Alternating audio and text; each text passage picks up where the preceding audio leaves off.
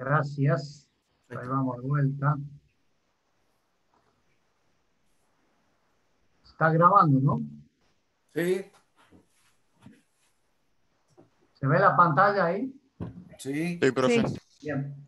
Entonces decíamos que acá lo que teníamos que, o lo que íbamos a buscar, sería profundizar en el comportamiento dinámico que tiene un sólido rígido cuando lo analizamos en 3 dimensiones.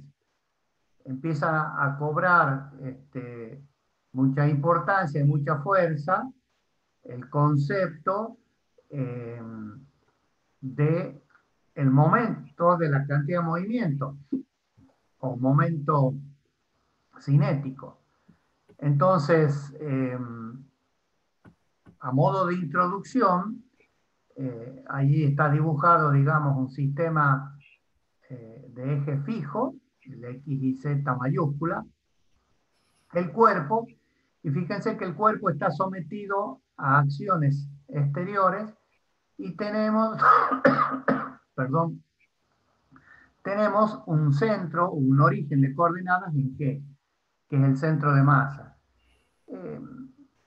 Acá aparece uno de los conceptos importantes que se van a mantener durante el desarrollo de este tema, y que es que el punto G, o centro de masas, tiene propiedades que son muy importantes, y por ahí solucionan muchos los inconvenientes o los problemas al momento de su resolución. Porque podemos, desde el punto de vista de la traslación, podemos considerar, digamos, de que en G está concentrada toda la masa del cuerpo, y vamos a aplicar, digamos, las ecuaciones en este punto, tanto las que son para traslación como las que son para rotación. El hecho de que había manifestado de que era la profundización del tema de la dinámica del cuerpo, fíjense que no estamos haciendo más nada que renombrar o reconocer, más que renombrar, ecuaciones que ya la hemos planteado desde la dinámica de la partícula, como la suma de fuerzas es igual al producto de la masa por la aceleración, la que pudimos desarrollar, describir y descubrir a través de la aplicación a la dinámica del sólido rígido, la segunda, en donde después de haber desarrollado el tema de la cantidad de movimiento y del momento cinético, habíamos llegado a la conclusión de que la variación temporal que podía tener el momento cinético con respecto al tiempo era igual a la suma de los momentos exteriores. Para el caso de la fórmula, digamos, que está en el medio. Y habíamos visto que se simplificaba bastante la ecuación y la resolución de la ecuación si considerábamos o tomábamos el centro de masas como origen de nuestro sistema de referencia o coordenado, y nos daban la derivada del momento cinético respecto a ese punto igual a la suma de los momentos exteriores. Esto es importante considerarlo porque la variación del momento cinético con respecto al tiempo nos va a dar los momentos exteriores, pero con la particularidad de que al estar tomando momento tenemos que especificar respecto a qué punto lo vamos a hacer. Si lo hacemos a un punto O cero, como hemos hablado durante todo el año, tomado como polo o centro de reducción, o si lo hacemos con respecto a qué, que es lo ideal, ya vamos a ver bien ahora por qué cobra importancia buscar el punto G o centro de masas para la toma del momento. Y bueno, simplemente la que nos queda de traslación, que la suma de fuerzas, reitero este concepto, siempre acuérdense en suma de fuerzas, no una fuerza, porque fíjense en el dibujo, hay más de una actuando. Con respecto al centro de masa se está trasladando, ¿no es cierto? Y estas fuerzas, este miembro que está a la izquierda de la igualdad, recuerden que es la composición de fuerzas activas y reactivas. En este caso que yo tengo dibujado ahí, bueno, son fuerzas activas porque el cuerpo, digamos, está suspendido en el aire, no está, no tiene ningún vínculo que le restrinja un grado de libertad. Pero si lo hubiera, la resultante de estas fuerzas la involucran fuerzas reactivas. Idem con los momentos, ¿no? Además está decir que cualquier restricción nos van a dar también la suma de los momentos exteriores. Lo fundamental que tenemos que tener en cuenta, y esto ténganlo presente y si lo pueden anotar y resaltarlo ahí en sus apuntes, es que el cuerpo, así como está dibujado en este sistema coordinado, ya sea respecto a un sistema fijo con origen o respecto a un sistema que se mueve con el cuerpo con origen en G, son las 6 ecuaciones. Nosotros necesitamos 6 ecuaciones para dejar determinado el estado dinámico de nuestro cuerpo. 3 momentos, digamos, y 3 traslaciones. O en definitiva, 3 traslaciones y 3 rotaciones. Como ustedes quieran llamarlo. Pero bueno, estas ecuaciones que ustedes están viendo arriba, las que dicen suma, son las ecuaciones cardinales de la dinámica. Fíjense, hasta de una manera exagerada les he hecho el tema vectorial. Son ecuaciones vectoriales, las 3. A mí me gusta más la primera y la tercera. La segunda la dejamos para un caso particular de resolución de dinámica. No significa que no sea importante, reitero. Pero entre la primera y la tercera hay mucha linealidad porque ambas hablan de G como centro de masa. De estas de estas dos ecuaciones, perdón, se van a desprender las 3 escalares para fuerzas y las 3 escalares para los momentos. Entonces, de acá salen las 6 ecuaciones escalares, reitero, para que dejemos definitivamente definido, valga la redundancia, el estado dinámico de un cuerpo.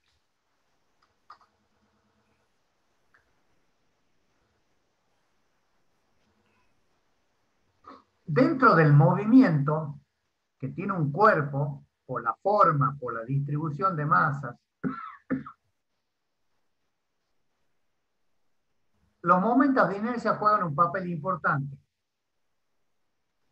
Es tan importante el papel que juegan los momentos de inercia que es necesario poder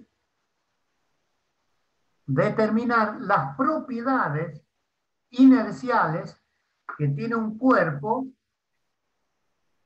para que nosotros podamos conocer cómo va a responder nuestro cuerpo, debido a su forma, ante la acción de estas ecuaciones que nosotros hemos visto en la filmina anterior de fuerzas o de momento. El momento de inercia cumple un papel importante, reitero, y por lo tanto acá vamos a adentrarnos un poco más con respecto a lo que vimos en la dinámica del sistema de partículas y vamos a ver que la propiedad que tiene el cuerpo respecto a sus capacidades de rotación en cualquier eje, en cualquier dirección del cuerpo, vienen descritas a través de una figura geométrica en 3 dimensiones que se llama elipsoide de inercia. El elipsoide de inercia es en el espacio a lo que es la elipse en el plano. para quienes no lo tienen todavía representado, el elipsoide no es más ni menos que una pelota de rugby. Creo que ese ejemplo sirve como representación mental de lo que estamos hablando. Bueno, las propiedades inerciales del cuerpo, van a venir dadas por el elipsoide de inercia. Por lo tanto, es importante conocer los momentos de inercia respecto a un eje que tiene una dirección cualquiera, como está en la figura allí, que es la dirección E, conociendo los momentos de inercia respecto a un sistema de coordenadas X, Y y Z con origen en O. Entonces, ¿qué vamos a hacer nosotros? Vamos a buscar esta propiedad fundamental del cuerpo que es el elipsoide de inercia. ¿Cómo lo vamos a hacer? Conociendo momentos de inercia respecto a un sistema arbitrario X y Z mayúscula y con origen en O. Y queremos determinar qué momentos de inercia presenta esta distribución de masa respecto a una dirección cualquiera. ¿Cuál es la dirección? Esa que está en la foto, que dice E. Esa que está en la foto y que dice E. Entonces, vamos a obtener los momentos de inercia y los productos de inercia. Porque recuerden que los momentos de inercia van a estar referidos a los ejes, a los cuales nosotros estamos tomando momentos de inercia, y los productos de inercia, estos famosos PXY, PXZ y PYZ, son respecto a planos coordenados, ¿no es cierto? A planos coordenados. Entonces, también vamos a obtener las características a partir de una ecuación canónica que nos va a definir las propiedades inerciales del cuerpo. En todo el desarrollo, porque van a ver que lleva una parte de desarrollo matemático y de resoluciones matemáticas, pasos matemáticos, para llegar a determinar y a demostrar que representa las propiedades inerciales de un cuerpo cualquiera. Vamos a hacer algunas simplificaciones para no arrastrar subíndices, facilitar la lectura, sobre todo, y la escritura para quienes están eh, escribiendo, ¿no es cierto? ¿Qué quiero decir Disculpe, con profe, esto? Sí, perdón. ¿Podría volver a explicar lo de el producto de inercia, por favor? los productos de inercia Sí, están referidos, los P, lo que nosotros llamamos P en dinámica, P de XY, sí, por la coordenada XY, P de Y, no sé, de Y, de XZ, por la coordenada YZ, son respecto a los planos coordenados. sí, ¿Me explico? Porque sí, acuérdate que no está la distancia al cuadrado, sino que la distancia es simplemente la masa por la distancia. sí, ¿Se entiende? sí, La ecuación que nos va a referir el elipsoide de inercia tiene que contener los momentos de inercia, los IX, X, Y sub I, Y sub Z, Z, y los productos de inercia. Porque la orientación del eje es completamente arbitraria. Y la definición de nuestro sistema de referencia X y Z también lo es. sí. Por lo tanto, van a aparecer momentos de inercia y van a aparecer productos de inercia. ¿Está bien con eso? Se acuerdan que Sí, anteriormente el ingeniero les explicó, ¿se acuerdan cuando hablábamos del tensor de inercia que eso lo vimos? Cuando hablamos del tensor de inercia habíamos dicho que era una matriz 3x3 y que estaba compuesta sí, por elementos donde la diagonal eran los momentos de inercia y lo que estaban fuera de la diagonal, ya sea por encima o por debajo de la diagonal, que sería la superior o inferior, estaban los productos de inercia. A eso es lo que se está refiriendo el ingeniero. ¿Está bien? Estamos hablando de bien, lo mismo. bien, bien. A ver, para pasarlo en sencillo, con lo que ha dicho el ingeniero Caballero y con lo que he expresado yo, La ecuación del elipsoide, de esta pelota de rugby, tiene que contener los momentos de inercia o de segundo orden, como le llaman ustedes, porque es la masa por la distancia al cuadrado, y los productos de inercia. ¿Para qué? Para que explique el comportamiento completo del cuerpo. ¿Estamos hasta ahí? Sí, sí, profe. Sí.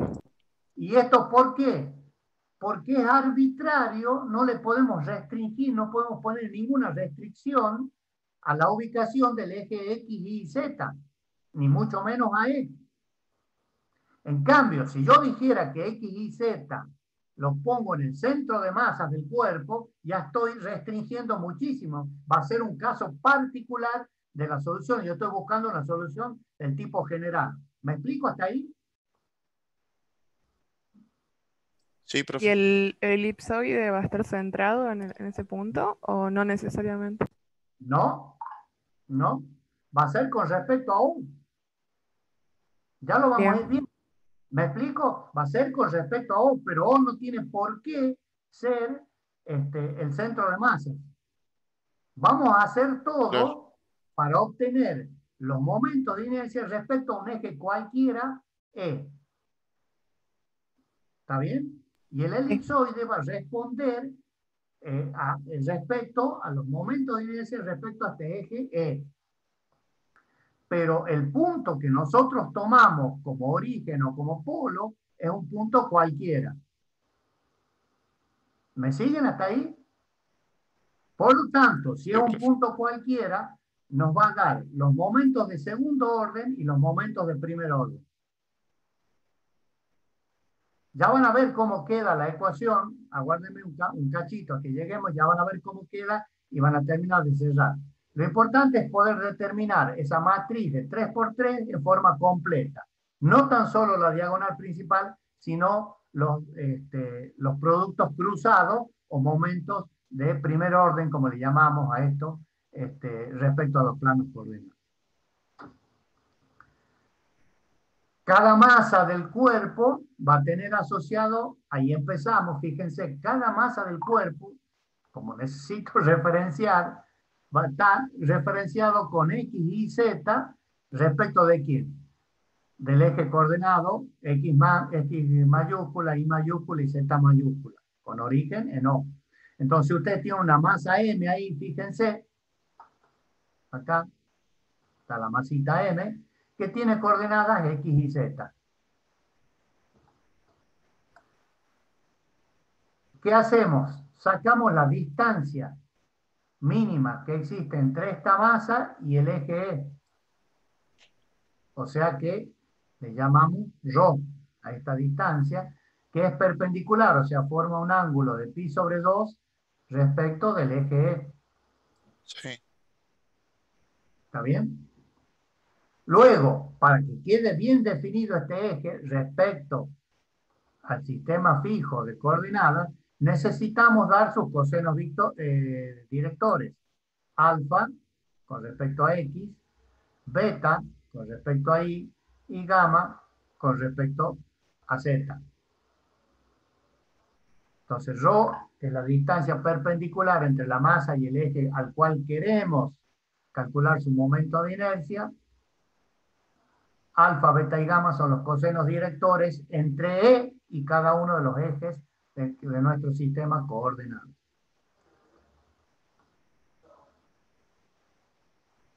Acá empezamos con las simplificaciones.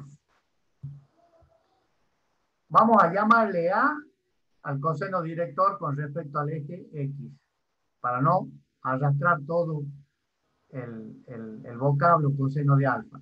B le vamos a llamar al coseno de beta y C le vamos a llamar al coseno de gamma. Entonces, empezamos. Fíjense, dice momento de inercia respecto del eje E. ¿De quién? De la masa M. El momento de inercia de esta masa M con respecto al eje E es la suma, fíjense acá no hay ningún, debería ser de los I que van de 1 a N, de los MI por los ρ sub I, ¿me explico? No lo vamos a poner para que quede bien, bien limpita la ecuación, porque no sirve, pero hay que sumar todas las masas por la distancia al cuadrado. Entonces, este es el concepto del momento de inercia. Masa por distancia al cuadrado.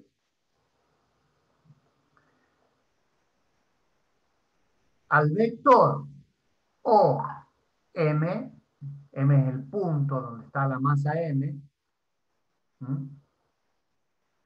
como esto está en el espacio, digamos que la hipotenusa es la suma de los cuadrados de X y Z. Es decir, OM cuadrado, Pitágoras en el espacio, es igual al cuadrado de la suma de las coordenadas X cuadrado, Y cuadrado y Z cuadrado. Es decir, las proyecciones del vector OM según el eje X, según el eje Y y según el eje Z. OM', que es uno de los catetos de este famoso triángulo, OM', es la proyección de OM según el eje E. ¿Cómo lo explico a esto? A través de su producto escalar. O sea, pongo OM escalar Q sub B. Esta es una X, ¿no? X de producto escalar. ¿Está bien? Entonces, proyecto OM según la dirección de E y me queda que es igual a X por A, Y por B y Z por C. Esto resulta claro, ¿no es cierto? Porque si X, Y, Z son las coordenadas de OM, A, B y C son los cosenos, entonces directamente me queda por el coseno de alfa, por el coseno de beta y por el coseno de gamma, la coordenada proyectada en cada uno de los ejes. Entonces, de esta manera, hemos puesto la coordenada OM y OM' en función de las coordenadas de sus vectores, utilizando el concepto de producto escalar. ¿Por qué? Porque hemos proyectado el vector OM en la dirección de E. ¿Y quién es E? La dirección en la cual nosotros queremos calcular nuestro momento de inercia. Bueno, aplicando las consideraciones trigonométricas, ρ al cuadrado, que es la mínima distancia entre la masa y el eje, va a ser la diferencia entre OM al cuadrado menos OM' al cuadrado. OM, acá está cuánto vale, X cuadrado, Y cuadrado, Z cuadrado. Y OM' es XA y B, perdón, y ZC. Está al cuadrado, metemos todo al cuadrado, y acá tenemos el signo menos, que viene de considerar que un cateto es la diferencia entre la hipotenusa al cuadrado menos el cuadrado del otro cateto. ¿Qué vamos a hacer acá? Vamos a reemplazar todo, reitero, sin utilizar subíndices, en esta expresión. Rho es, perdón, la sumatoria de las masas por la distancia al cuadrado, me queda la suma de las masas por rho al cuadrado, que vale todo esto. O sea, queda x cuadrado, y cuadrado, z cuadrado, menos x por a, y por b, y z por c. ¿Cómo? Al cuadrado. Tomo o me fijo, ¿lo ven al mouse, a la flechita del mouse? ¿Se la ven? Sí, profe. Sí, profe. Bueno, ¿esto qué es? XA y B más ZC al cuadrado. ¿Cómo se llama? Uno que me tire una idea para tomar agua. La Si proyección. tuviera XA más IB al cuadrado, ¿cómo se llama? Es un trinomio, profe. Bien, muy bien. Perfecto. Trinomio. Sí, señor. ¿Y cómo se desarrolla? ¿Cómo está a la derecha?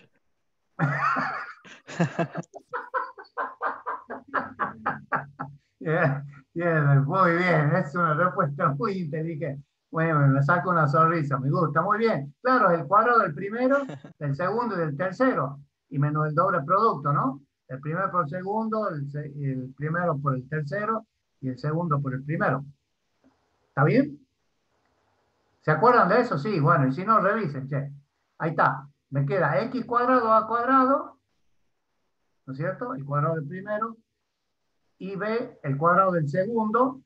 Todo va con el signo menos porque está precedido, ¿no? Y z c al cuadrado. Menos, dice, 2x y a por b, es el primero por el segundo, menos 2x z a por c, el primero por el tercero, y menos el doble producto del segundo por el tercero. ¿Está bien? ¿Me siguen hasta ahí? No se Sí, me profe. duerman, que yo no los puedo ver, Sí. Bueno, listo. Miren, así como está la cosa, ¿qué les está apareciendo acá? Estos bosques tienen acá. Tienen distancia respecto a planos. ¿Mm? A por Sí. C, en este caso, es coseno de alfa con respecto al plano X, y C coseno y C coseno de gamma, bien digo, con respecto al eje Z, me están dando coordenadas respecto al plano XZ. Y bueno, y si tomamos el A y el B, me está dando coordenadas con respecto al plano XY. Esto es lo que Oropel recién preguntaba. Yo les decía, acá van a empezar a aparecer los productos de inercia, son los del primer orden, respecto a los planos coordenados. XY, YZ y ZX. ¿Estamos? Simplemente siguiendo el concepto y aplicando el concepto de momento de inercia. Suma de las masas, porque hemos tomado una sola masa, por la distancia al cuadrado. Bueno, seguimos entonces con el desarrollo matemático. Acá lo único que tenemos de física es aplicar el concepto de momento de inercia. El resto, y producto escalar. El resto son todas consideraciones trigonométricas que nos van a ayudar a conseguir lo que estamos buscando, que es la ecuación del elipsoide. La suma de los cosenos directores es igual, a cuadrado más b cuadrado más c cuadrado igual a 1. ¿Por qué decimos esto? Porque hay factores que están acá, está a cuadrado, b cuadrado y c cuadrado, y tenemos los x cuadrados y los y cuadrados y los z cuadrados. Entonces, con estas dos consideraciones, sacando factor común, x cuadrado, y cuadrado y z cuadrado, porque fíjense, está acá, x cuadrado, acá tengo uno, acá tengo otro, por lo tanto tendría m, x cuadrado, factor de 1, menos a al cuadrado, ¿no es cierto? Acá está y cuadrado, ¿está bien? Y acá tengo otro y cuadrado, acá está z cuadrado, y acá tengo otro z cuadrado. Entonces, saco factor común, x cuadrado, y cuadrado y todas esas cosas. Y me queda eso. Fíjense, he sacado factor común x cuadrado, el primero acá, me ha quedado, pongo el 1 acá, y acá menos a cuadrado. Menos a cuadrado.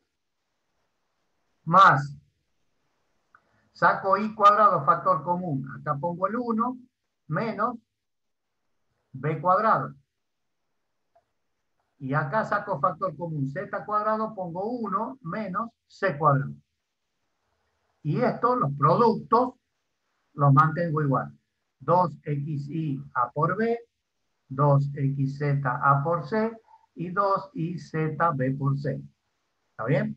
Recuerden, b y c, cosenos directores, x e y, las coordenadas, x, y, o, z, las coordenadas que tenemos del vector proyectado según el eje E. Según el eje E. Como habíamos dicho de que a cuadrado más b cuadrado más c cuadrado igual a 1, podemos decir que 1 menos a cuadrado, si lo pasamos para este otro miembro, es igual a b cuadrado más c cuadrado. 1 menos b es igual a A cuadrado más C cuadrado, menos B cuadrado, sería ahí, perdón, me faltó el cuadrado, sería A cuadrado más C cuadrado, y 1 menos C cuadrado sería A cuadrado más B cuadrado. Corrijan acá que me faltó el cuadrado, ¿eh? Esta B es al cuadrado. ¿Me siguen? Sí, Sí. Bien.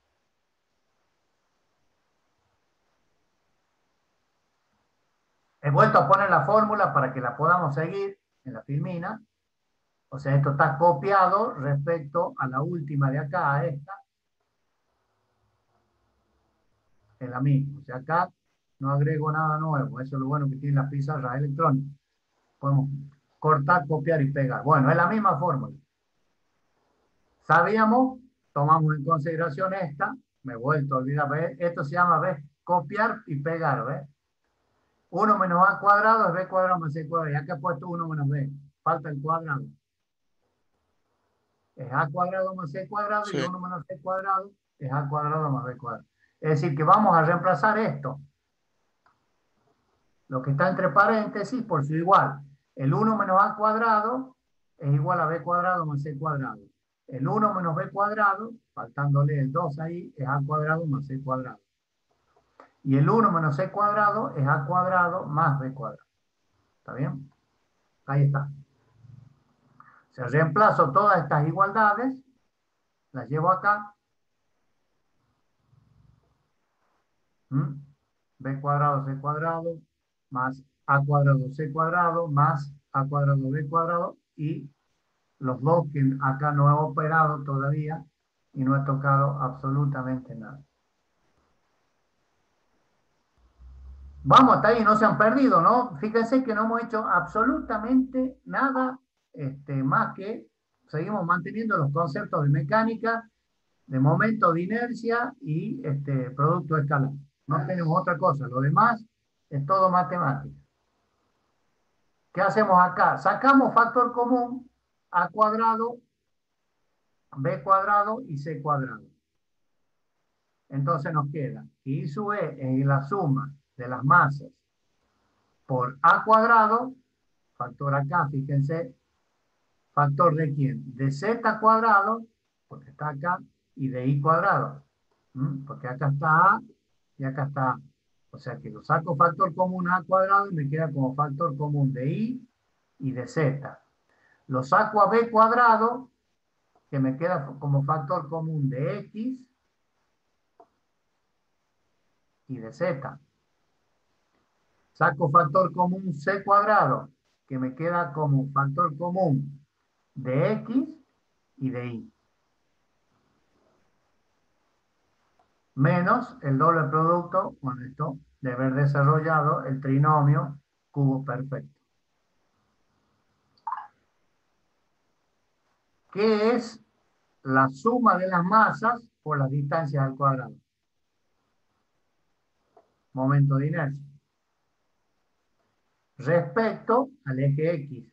Acá viene un poco a responder lo que preguntaba Pía recién. Fíjense, es el producto de las masas por la distancia al cuadrado respecto al eje X.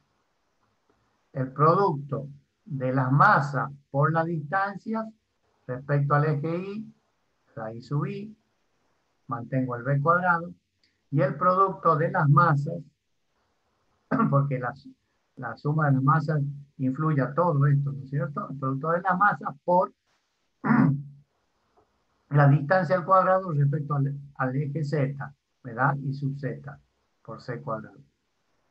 Y esto son las distancias o los productos de inercia respecto a los planos coordenados, en este caso X e Y, por eso te decía, ahí está, planos coordenados X e Y, plano coordenado XZ, producto de inercia, y plano coordenado YZ, producto de inercia. O sea, en definitiva, el momento de inercia de la suma de las masas de este cuerpo, porque ya hemos hecho toda la suma de las masas, que tiene una orientación arbitraria E, es igual al momento de inercia respecto a los ejes coordenados, momento de inercia respecto a los ejes coordenados, tomado como referencia X, Y, Z grande, son los momentos de inercia principales, menos los productos de inercia respecto a los planos coordenados.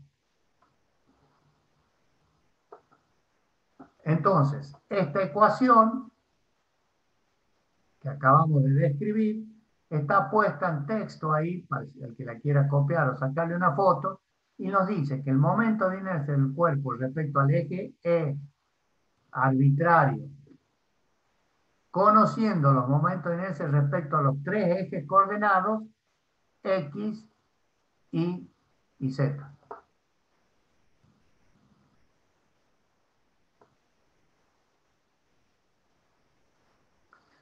¿Estamos ahí? Sí, profe. Vamos a ver, no me da voz.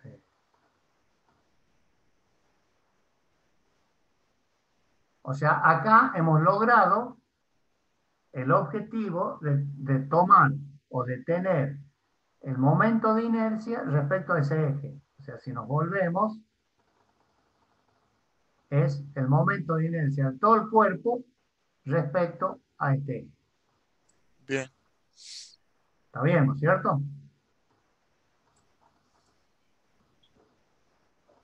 Bien. ¿Qué vamos a hacer ahora? Vamos a tomar dentro de ese eje E, de orientación cualquiera, un vector OP. Un vector OP. Tal que la longitud de ese vector, esto es una consideración eminentemente descriptiva, o sea, es un artificio que se ha tomado para llegar a conseguir lo que uno busca, que es la ecuación del elipsoide. La longitud de ese vector OP es más menos, porque respecto al origen, el más va a ser hacia la derecha y el menos va a ser hacia la izquierda, o sea, es la misma longitud hacia la derecha o hacia la izquierda, por el doble subíndice de la raíz, va a ser más menos 1 sobre la raíz de I sub E. Fíjense, este es el módulo del vector 1 sobre la raíz de I sub E, que es el largo entre O y P. Bueno, después vamos a prescindir de él. Sabemos que el doble subíndice no aplica. Si directamente, si lo vamos a trabajar como positivo, sabiendo que el subíndice corresponde también a un vector de igual magnitud, pero de sentido contrario. Entonces, reitero, el vector OP, que tiene la dirección de E, lo obtenemos a través del módulo, que lo definimos arbitrariamente y por este proceso artificioso, digamos, para obtener la ecuación del elipsoide, por el vector U sub E, o el versor, digamos, U sub E. U sub E es el que me está dando la dirección, y 1 sobre raíz de I es el que me da el módulo del vector. O sea, el módulo por el versor me da el vector. ¿Por qué decimos que esto así? Porque si lo definimos de esta manera, vamos a ver que el extremo de P, de ahí es donde tachamos el subíndice más y menos, porque esto se lo va a poder hacer girar, el extremo de P va a describir un elipsoide. El extremo de P va a describir un elipsoide.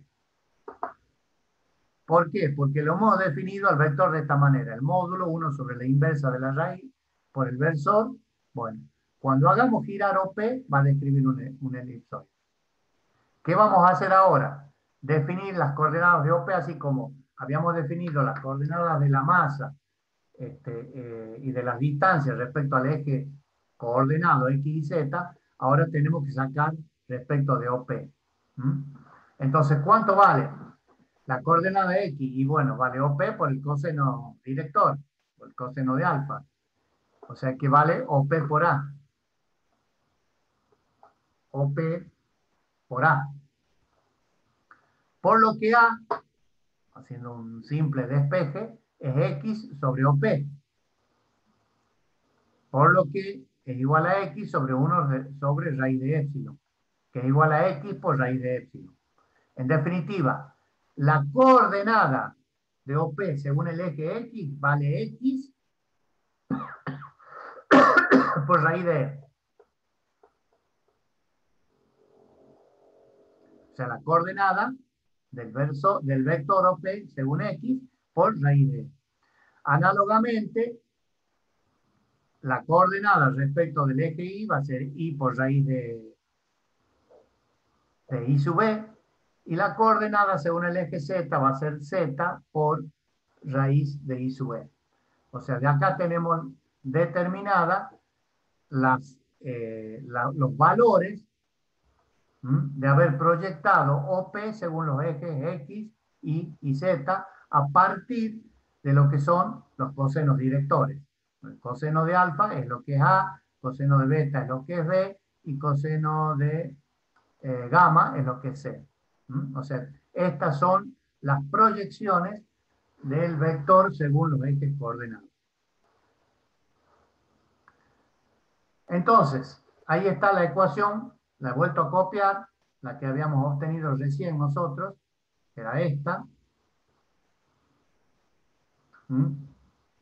Momento de inercia del cuerpo respecto al eje X por A al cuadrado, más el momento de inercia respecto al eje Y por B al cuadrado, más el momento de inercia respecto al eje Z por C al cuadrado, menos los productos con respecto a los planos coordenados. ¿Qué vamos a hacer acá? Vamos a reemplazar A, B y C acá. Fíjense que al estar cuadrado, A cuadrado, B cuadrado, el B cuadrado va a desaparecer. Y nos va a quedar la coordenada al cuadrado. ¿Está bien? Y nos va a quedar Y sub B, porque desaparece la raíz. ¿Me siguen hasta ahí? Porque acá hay varias cosas que le he hecho en un solo paso, pero es muy sencillo. Si reemplazamos esto, va a aparecer Y sub E en este lado y en este lado de la igualdad. Sin la raíz, porque está elevado al cuadrado. Entonces, ¿qué vamos a hacer también? Dividimos por Y sub E, ambos miembros. El miembro de la izquierda, Sí. el Y sub E, y el miembro de la derecha. ¿Estamos? Fíjense que acá, a ver, A por B también va a aparecer de nuevo. A, que vale X por raíz de Y, por B, por Y, raíz de Y. Al multiplicar raíz por raíz, va a quedar raíz cuadrada de elevado al cuadrado. Entonces, también va a desaparecer. ¿Me explico? Y va a quedar la coordenada A por C. Y lo mismo B por C para la última. Entonces, haciendo esto, llegamos a esto. Esta es la ecuación de un elipsoide. Esta es la ecuación de un elipsoide, que nos está representando cómo varía el momento de inercia en una dirección cualquiera que ha sido tomada, para nuestro caso, como E. Entonces, esta es la ecuación de la elipsoide que nos entrega las propiedades inerciales del cuerpo respecto a un eje cualquiera, con orientación cualquiera, E. Bueno, acá yo he puesto acá tener presente que X y Z son las coordenadas del extremo del vector OP, como habíamos dicho nosotros. Y un poco para responder lo que decía Pía. Ahí está medio dibujado a mano alzada. Fíjense cómo el centro del elipsoide es O, porque realmente hemos tomado el origen del vector OP como perteneciente a este sistema de coordenadas, ¿no es cierto? Entonces nos da la ecuación de un elipsoide centrada en O. Y obviamente, como no dijimos ninguna otra cosa, estos son los ejes X y Z mayúsculas que pusimos al principio, ¿no? Como no dijimos nada de esto, aparecen los productos respecto a los planos coordenados X, Y XZ e YZ.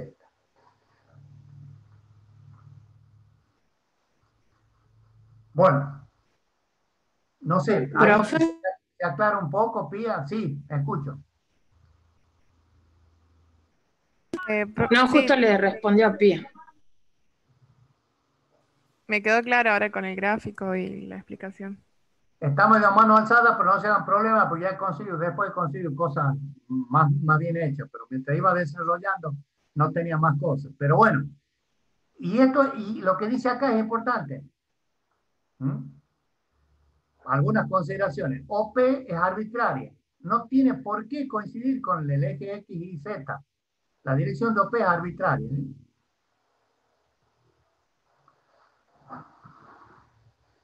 Fíjense lo que dice ahí.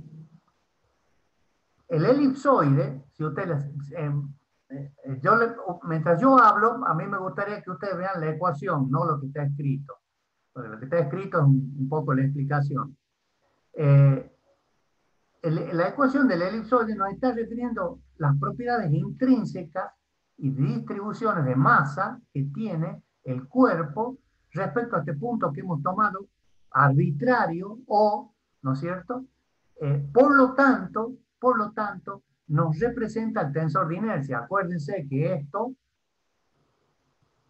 estos valores los podíamos expresar como los que eran momentos de inercia principales en la diagonal principal de esa matriz, que ya vamos a volver a ver y a profundizar del tema, y los productos eran los que correspondían a la parte superior e inferior, porque era simétrica la matriz del tensor de inercia, eran los productos de inercia de las filas 1, 2, 1, 3, 2, 1, 2, 3, 3, 1, 3, 2. Los PXY y los PXZ y los PYZ. Con la particularidad de que eran iguales estos valores. El PXY es igual al PYX. El PXZ es igual al PZX.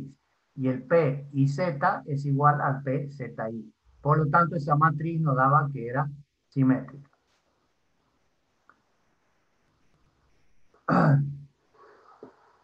Si nosotros hacemos coincidir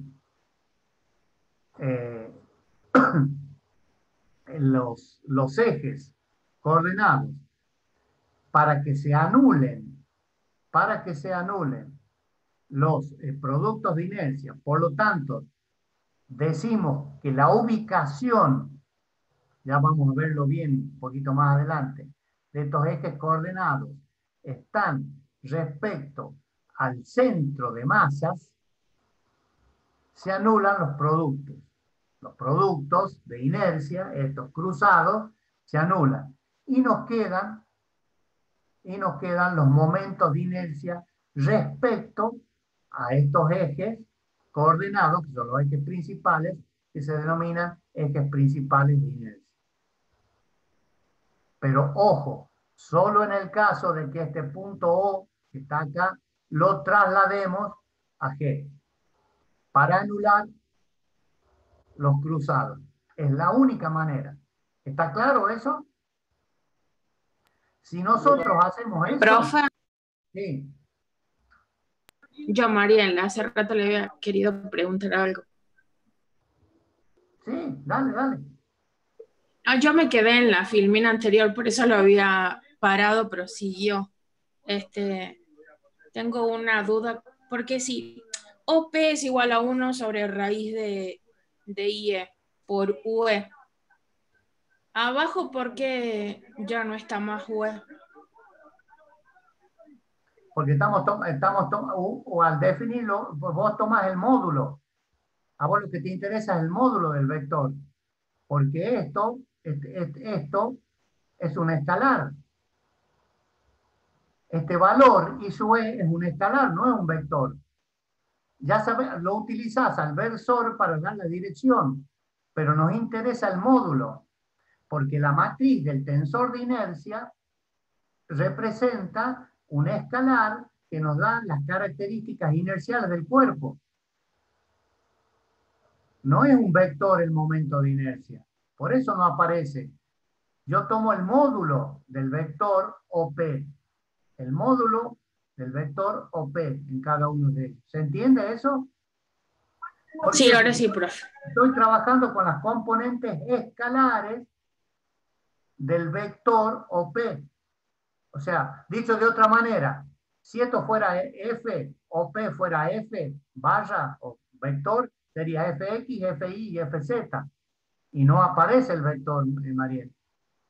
¿Me explico? ¿Por qué? Porque es la componente según el eje X. No hace falta. Es la componente escalar, que es un número, según el eje X, sería esto, según el eje Y sería esto, y según el eje Z. ¿Me seguís? ¿Está bien? ¿Está ahí? Sí, ahora sí lo sigo. Bien. Bien, si hacemos esa consideración, estos ejes ya dejan de ser coordenados cualquier eje y pasan a llamarse ejes principales de inercia.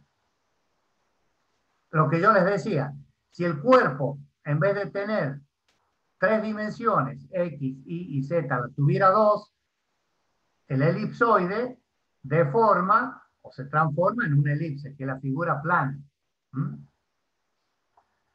Bien, este muchacho me va a ayudar, lo saco porque no quiero que se obnubilen las señoritas.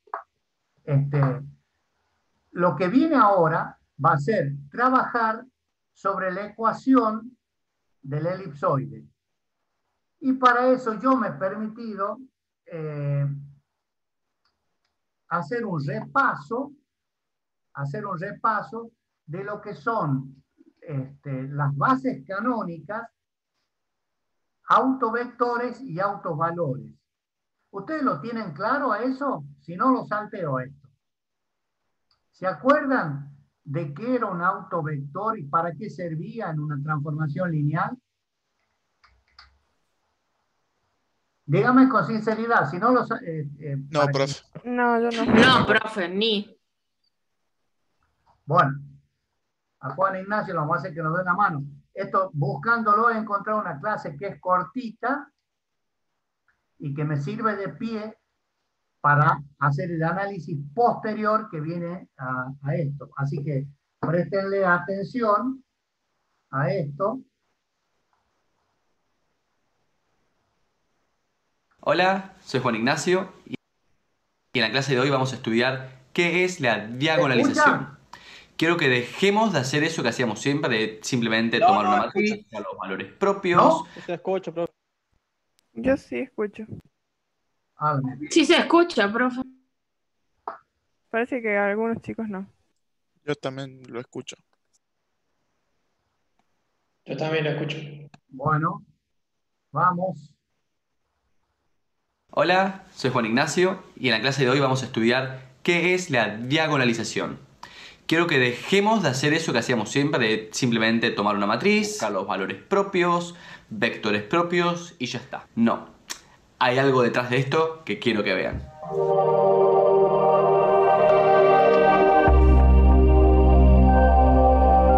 Para hablar de diagonalización, primero debemos entender una transformación lineal. Una transformación lineal es aquella que deforma el espacio, en este caso vamos a trabajar con un plano, de la siguiente forma. Por ejemplo, podemos aplicar una transformación lineal que haga esto. ¿Qué ha pasado? Bueno, los cuadrados negros que podíamos ver originalmente han sido estirados en una y otra dirección, contraídos, ¿bien? Incluso han sufrido alguna traslación. Lo importante de esta transformación lineal es que el origen no ha sido trasladado, permanece fijo. A su vez, las líneas continúan siendo paralelas y están igualmente espaciadas. Con solo observar lo que le pasa a estos 16 cuadrados negros, puedo entender lo que le pasa a todo el plano R2, sin necesidad de hacerlo muy complejo. Pero no solo debo tomar estos, puedo tomar lo que yo quiera, y eso será un representante que a mí me permitirá entender qué sucede cuando aplico esta transformación lineal. Por ejemplo, podría aplicar esta transformación lineal al círculo de radio 1, o radio 2, o radio 3, lo que yo quiera. Vamos a tomar el de radio 1. Fijémonos que cuando aplico una transformación lineal, lo que le pasa a esos cuadrados también se ve reflejado en el círculo. No importa lo que yo haga, puedo observarlo perfectamente al observar el círculo. Por lo que podemos olvidarnos ahora de estas rectas y observar solo el círculo. Fíjense que de esta forma la pantalla luce mucho más limpia. Pero la verdad que para más detalle y entender bien lo que sucede, estaría muy bueno que agreguemos algunos elementos adicionales. Por ejemplo, estos vectores de aquí. De esa forma es más claro qué sucede cuando yo hago una transformación lineal. Podemos ver que muchos aumentan su tamaño, otros lo disminuyen y bueno, todos tienen en común que, si se fijan, su dirección cambia luego de la transformación lineal. Absolutamente todas estas que están marcadas cambian de dirección. La pregunta es entonces, ¿hay alguna dirección que permanezca invariable luego de la transformación lineal? En este caso en concreto, la respuesta a esa pregunta es que sí. Y son estas dos direcciones de aquí, la azul y la naranja. Las direcciones definidas por estos dos vectores se llaman autoespacios.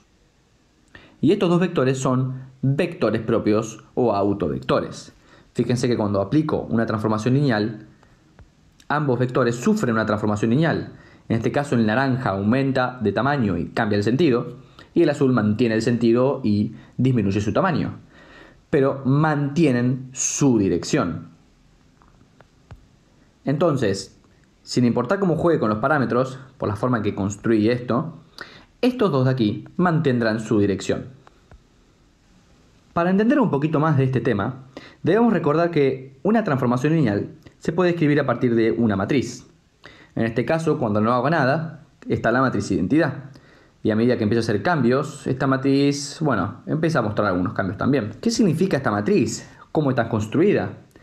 Bueno, está construida a partir de lo que le pasa a los elementos de la base canónica. El vector 1, 0 en verde y el vector 0, 1 en rojo. Fíjense que cuando aplico esta transformación lineal puntual, el vector verde termina en la posición 1.2, 0.2, que es la primera columna de esta matriz.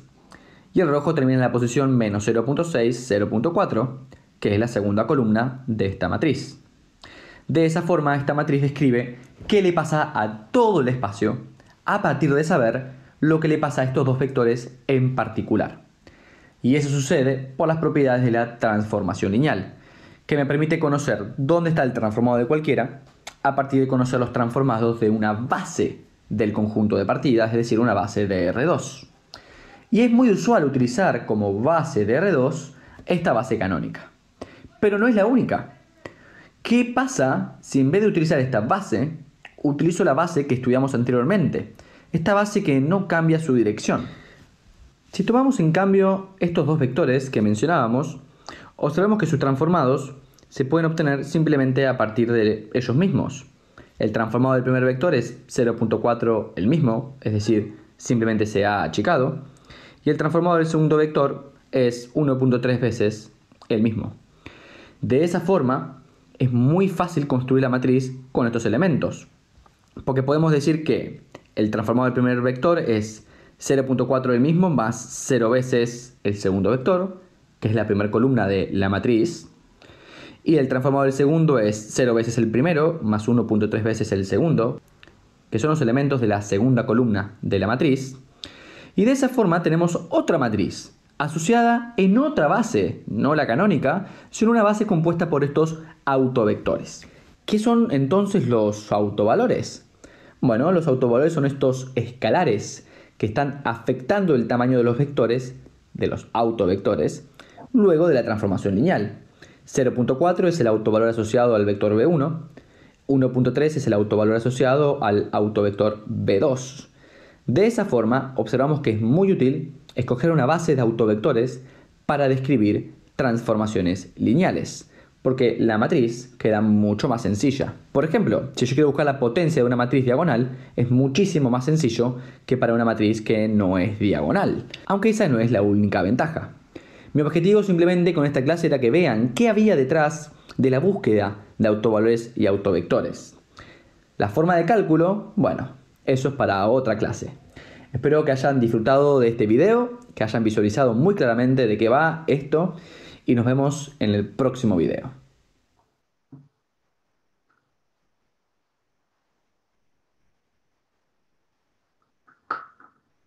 Bien.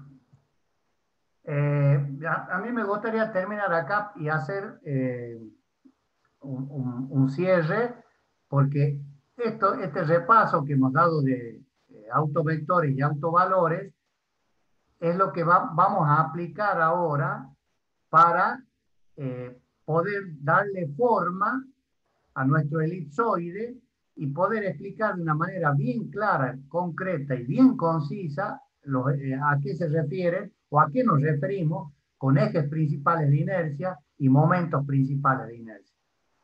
¿Por qué?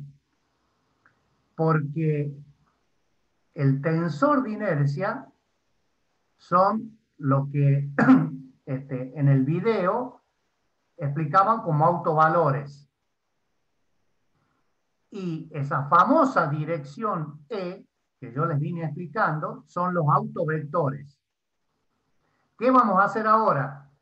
A este triedro, que nosotros lo teníamos en principio con O y ubicado en cualquier lado, lo vamos a poder hacer girar como nosotros queramos en función de explicar una matriz con autovalores diagonal y la posición de estos ejes con los autovectores.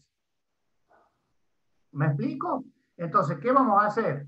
Esto que decía él de la base canónica, vamos a poner la ecuación de la base canónica del elipsoide y vamos a ver cómo los ejes pueden rotar y nos van a ir dando distintos valores según tengan la posición de estos autovectores.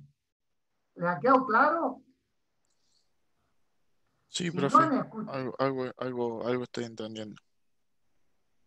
a ver, si alguien no ha escuchado el video, lo voy a subir al aula mañana, lo voy a subir al aula para que lo tengan y lo puedan volver a ver, porque directamente vamos a aplicar el conocimiento de vectores y autovalores a una matriz diagonal.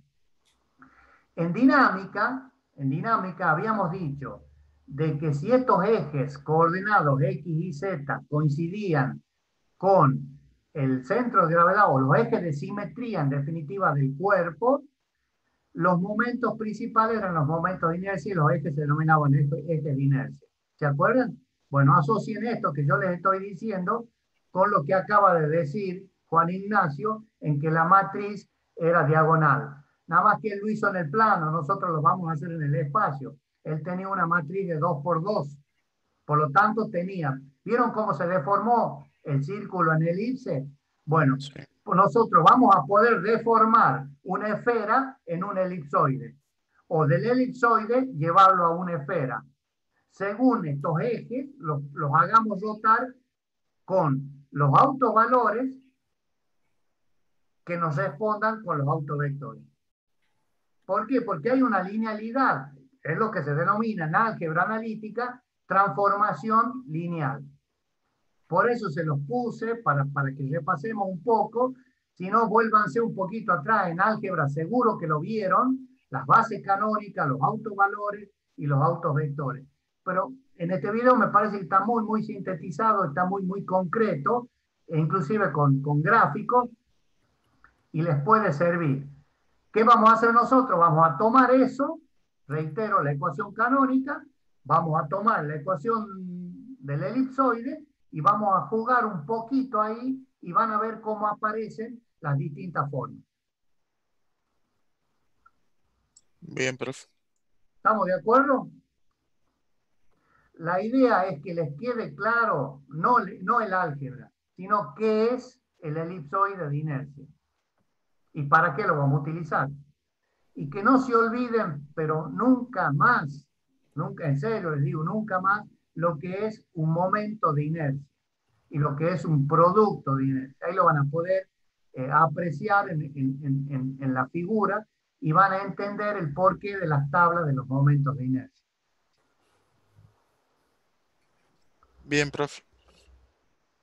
Bien, llegamos justo, ingeniero, sé que Hemos andado bien con el tiempo. Más justo imposible. no sé si se agregó alguien. Sí, se agregó mercado. A ver, tengo que dejar de grabar, che.